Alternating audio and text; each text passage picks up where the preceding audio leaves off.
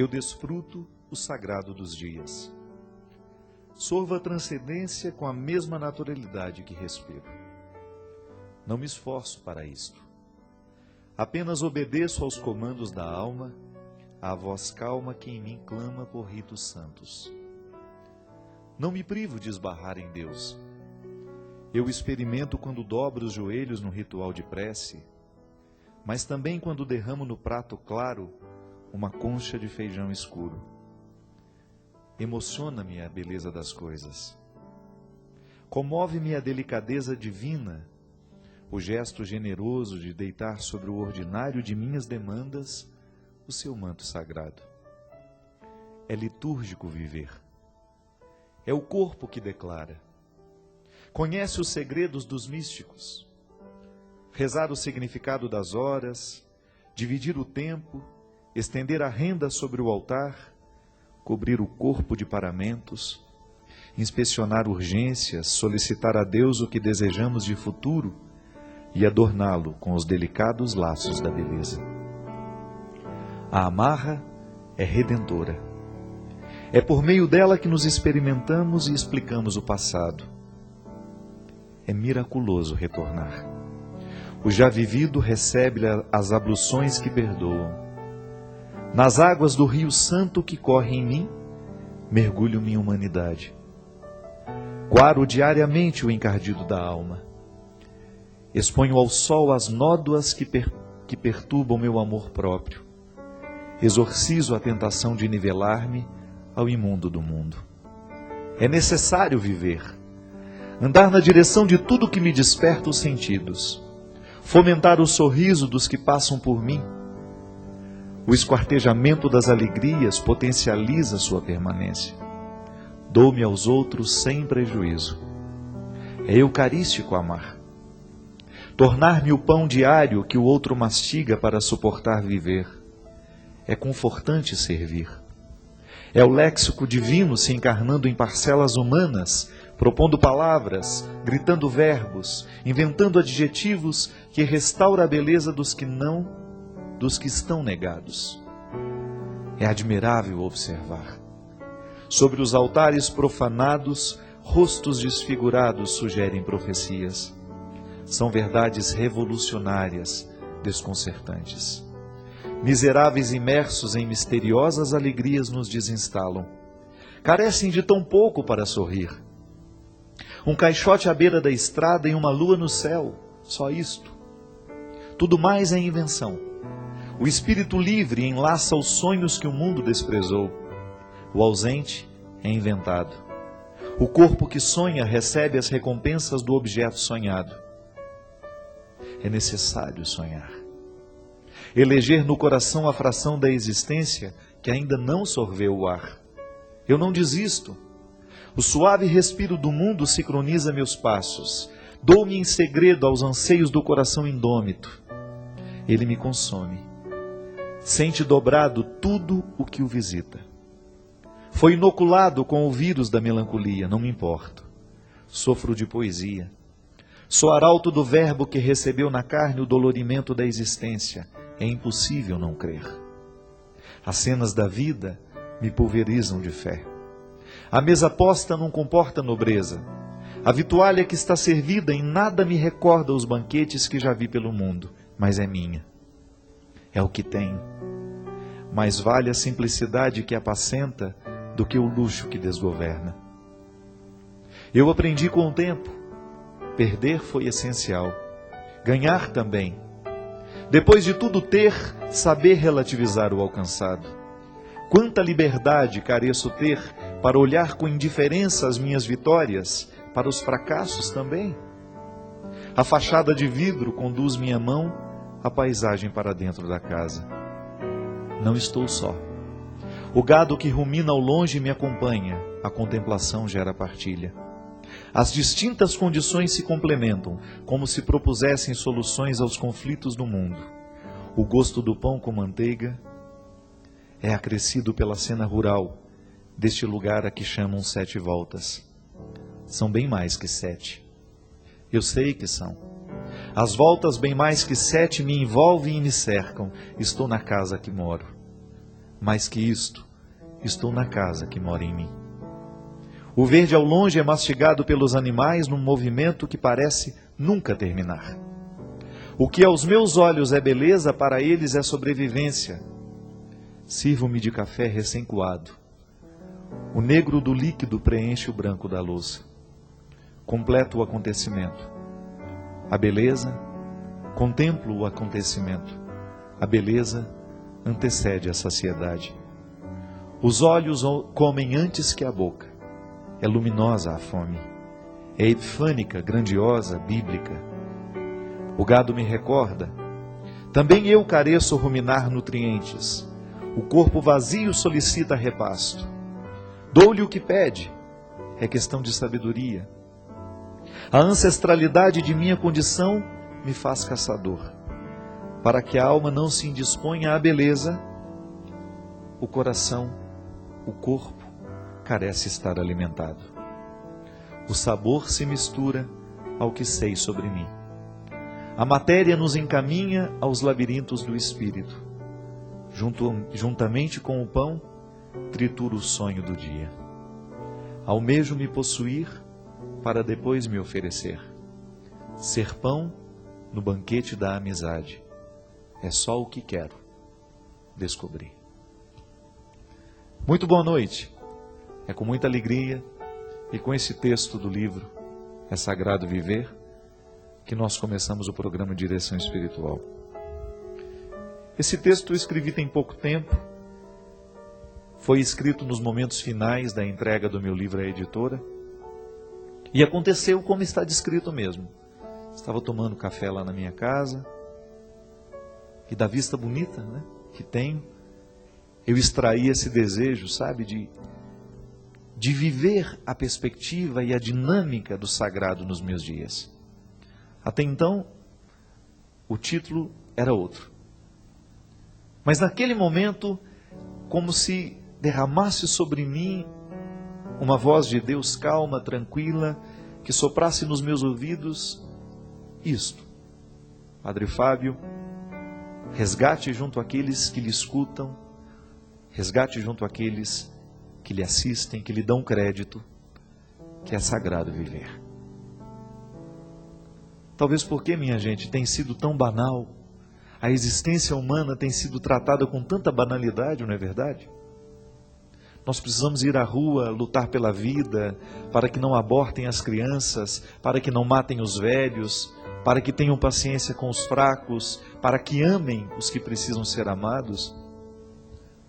É lamentável que nos dias de hoje a gente tenha que solicitar o que deveria ser natural entre nós. Aliás, é tão cansativo, né? Você sabe disso. É tão cansativo quando você precisa solicitar amor. Quando o amor não é um acontecimento natural na sua vida, quando ele não vem naturalmente das pessoas que lhe rodeiam, quando o amor não acontece com aqueles que deveriam lhe amar, é tão desgastante. Por isso tem sido tão difícil viver, por isso tem sido tão estressante viver, por isso tantas pessoas deprimidas nos dias de hoje, tantas pessoas machucadas, sem o dom da alegria. Porque perdemos a sacralidade da vida, porque perdemos a ritualidade, porque esquecemos ou desaprendemos ou deixaram de nos ensinar, não sei. Alguns desaprenderam, mas infelizmente muitos estão nascendo e não estão aprendendo que a vida é sagrada. E que o sagrado é o cotidiano. Essa oportunidade ordinária. O que é o ordinário? É o que está na ordem do dia. É aquilo que não muda. É aquilo que vai acontecer sempre.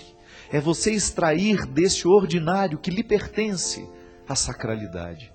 É você perceber que há uma aura mística. Por isso o texto chama epifania. O que é epifania? É manifestação. A sarça que ardia diante dos olhos de Moisés era uma manifestação divina. Mas onde estão as sarças que precisam também chamar a minha atenção para que eu descubra que o solo em que eu estou pisando é santo? Como é que eu posso descobrir no meu dia a dia, no meu local de trabalho, vivendo a rotina que tenho todos os dias, descobrir que ali está acontecendo alguma coisa sagrada? Eu não me perder neste emaranhado de acontecimentos, eu não me perder neste emaranhado de compromissos, eu despertar esse dom que foi colocado em mim de me alegrar. E é engraçado que a ritualidade da vida nós começamos a perder justamente no momento do alimento, né? Hoje nós corremos quase que só para alimentar o corpo. Naquele momento eu tomava um café e, vendo o gado ruminando no pasto, descobri que preciso fazer a mesma coisa. O alimento do gado é um alimento demorado. Eu nasci na roça, né? Não na roça, no interior do interior do interior. Mas tive uma vida muito ligada à zona rural.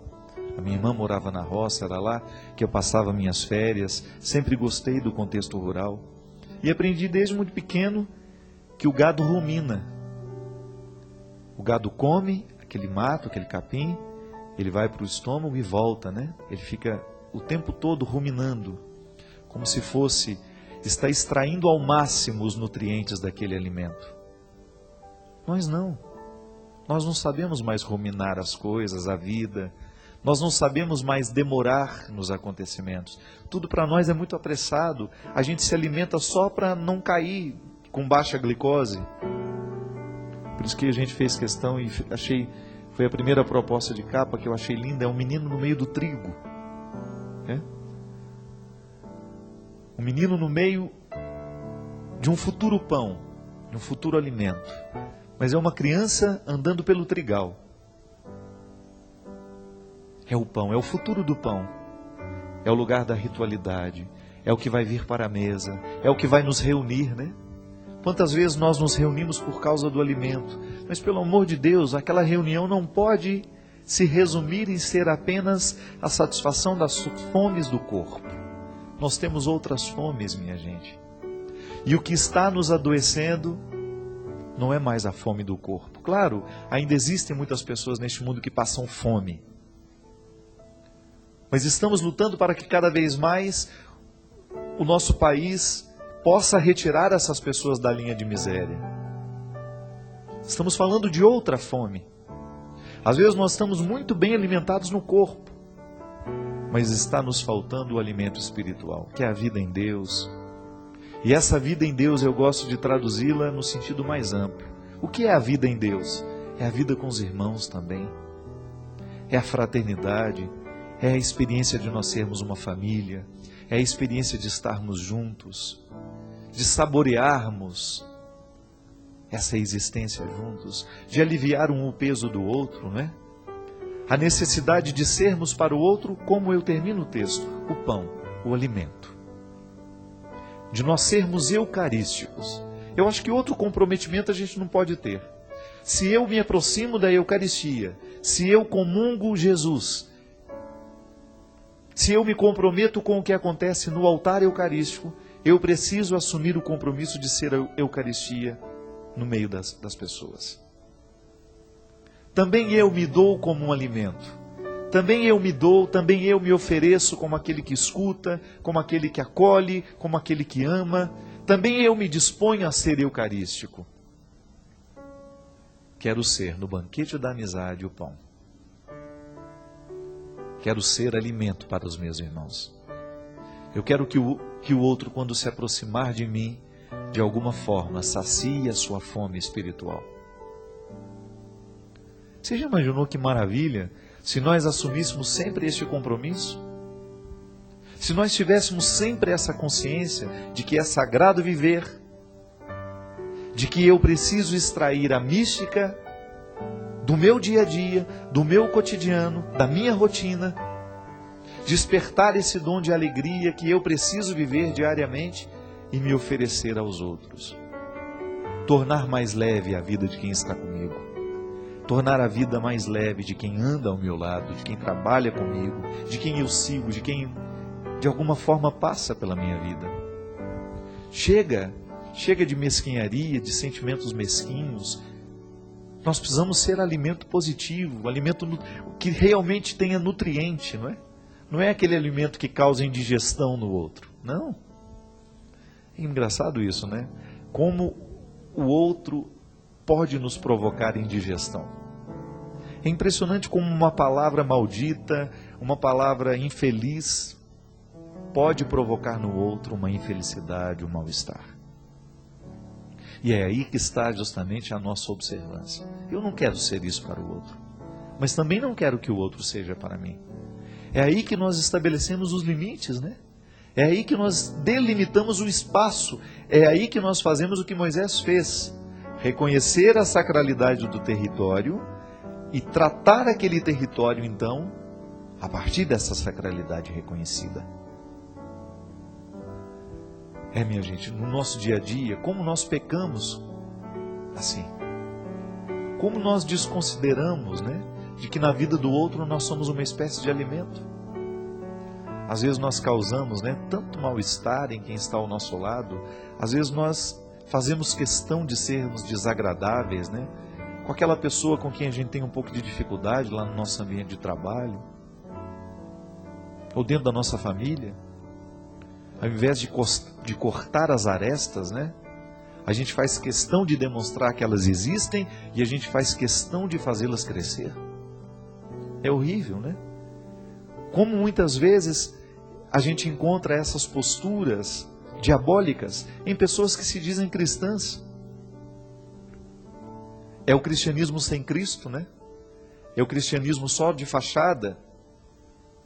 É o cristianismo só de igreja sem Cristo.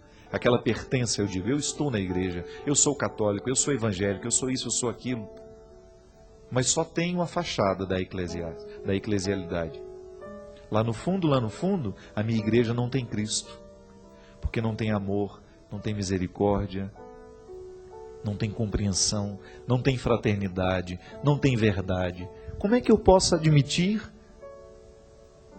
se sou cristão, que o meu coração seja um lugar onde se desenvolva ou cresça, ou oferecer o meu coração para que cresçam as maldades do mundo? Não posso. Eu tenho que neutralizar toda vez que eu identificar que o meu coração está sendo um território onde cresce ódio, onde cresce rancor, onde cresce mágoa, eu tenho que neutralizar. Porque meu compromisso é com o Cristo. É sagrado viver.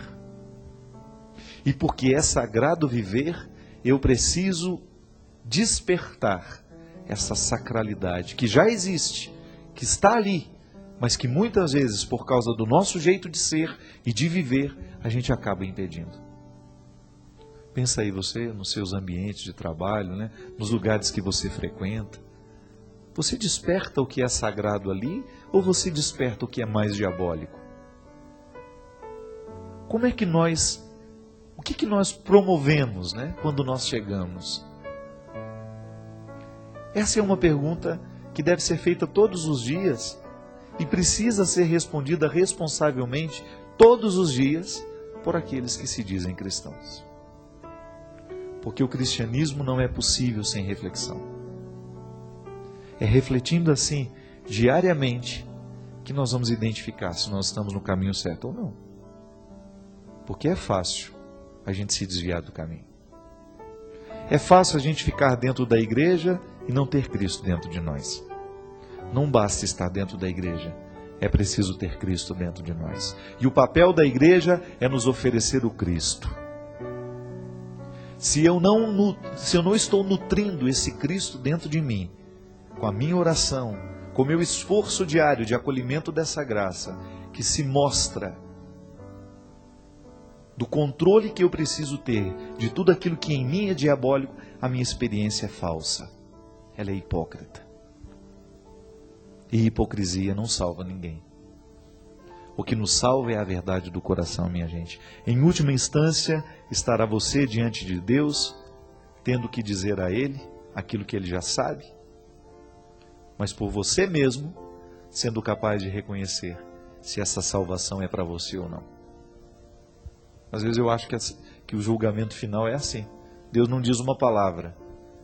É a gente que, estando totalmente iluminado, de consciência iluminada, a gente mesmo é capaz de dizer se merecemos ou não. E é por isso que eu acredito muito num projeto de salvação que se antecipa no tempo. Eu não tenho direito de esperar pela minha salvação escatológica somente, aquela que vai acontecer apenas depois que eu morrer. Eu preciso lutar pela minha salvação histórica também, que é justamente a oportunidade que eu tenho de trazer alegria aos meus dias, por pior que esteja a situação. Eu preciso salvar cada instante da minha vida. Eu preciso salvar cada momento do meu coração. Cada momento que Deus me dá. Cada hora da minha vida, do meu dia. Meu dia tem 24 horas. Queria até que tivesse mais, mas são 24. Eu preciso viver essa experiência de salvar cada hora do meu dia, cada minuto. Como? Fazendo com que as minhas horas, os meus minutos estejam ocupados por sentimentos bons, por coisas boas, por pensamentos positivos, por sentimentos nobres. Porque eu posso viver uma condenação antecipada assim, eu posso fazer um inferno da minha vida. Basta eu ocupar o meu coração de sentimentos mesquinhos, de sentimentos danosos, nocivos. E então, a minha vida vira um inferno. A minha vida vira um inferno. E faço um inferno na vida do outro. Mas é sagrado viver. E porque é sagrado viver, se antecipa no meu coração esse desejo de trazer a eternidade para cá. Tomando o seu café da manhã, você experimentar que é sagrado viver. E ao experimentar essa verdade, você proporcioná-la a quem você encontrar depois. Porque se é sagrado para você, e se essa experiência é verdadeira, se você se deixa tocar pelo sagrado da vida, você sem dúvida vai fazer a diferença no mundo onde você vive. Nós vamos para um rápido intervalo, a gente volta já já com o programa Direção Espiritual.